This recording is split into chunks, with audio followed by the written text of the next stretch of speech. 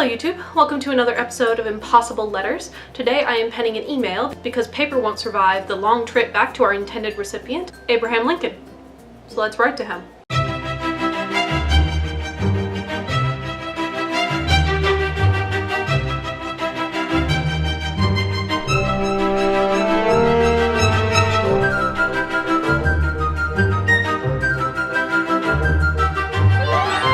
Dear Abraham Lincoln, former President of the United States. Now, serious stuff aside, I'm writing to tell you something that you probably didn't get to hear often enough. You, Mr. President, were an unrealized sex icon.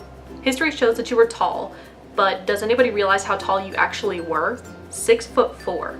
Mr. President, the top of my head would barely brush your beautiful chin curtain. Speaking of which, thank you for your magnificent facial hair. No president subsequent has been able to achieve that perfect paradigmatic profile the way that you did. And that top hat. Spare me, Mr. President, I am always in a swoon. If there was ever a first lady who knew what she was getting into, it was Mary Todd. That girl knew what 6 foot 4 inches meant. Get it, girl. You get it, Mary Todd. And, Mr. President, your intelligence has always been unquestioned, but a few deign to remember that your wit was also sharp as a tack. And while, Mr. President, you were extremely witty, you did use a word that I think didn't necessarily fit the situation in which we both find ourselves. Equality. Equality originated in French in the late 14th century. It was équalité. It changed to égalité in modern French in about the 17th century or so, and that Old French derived from equalitatem in Old Latin, which meant evenness, smoothness, or uniformity. Now the problem with using this word is that the United States, as well as all nations around the world, are not uniform or similar or the same.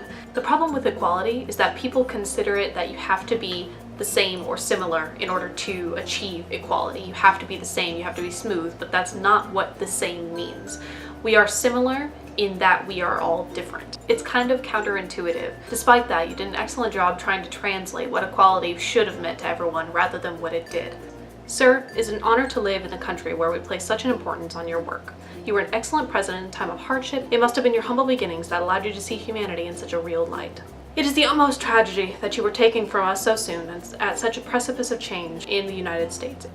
Mr. President, your life was extraordinary. To have it documented in our studied history is really a blessing. Now, I will end my letter with some hopeful reflection. In your time, there was much inequality, racism, and corruption. I'm sad to report that in as much as things have changed, they have largely remained the same. Our countrymen and kin are in fear for their lives from each other, and it's frightening. Based on little more than first impressions, people's lives have been taken. Mr. President, though you will likely not reply to this letter, I still hope that the advice I seek will be found in reflection upon your life. Can we, as humans, see the good in each other the way that you did with all those you encountered? How can we emulate you? If you find time, Mr. President, please do respond. We're in need of your guidance once more. With all the best, Kelsey. So I'm going to go ahead and send that, and maybe it's worth consideration, the things that I've written to President Lincoln.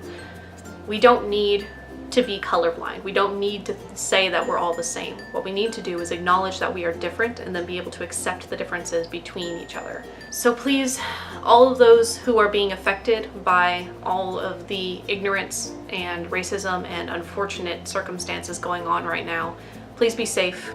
And I will see you guys next time with another impossible letter.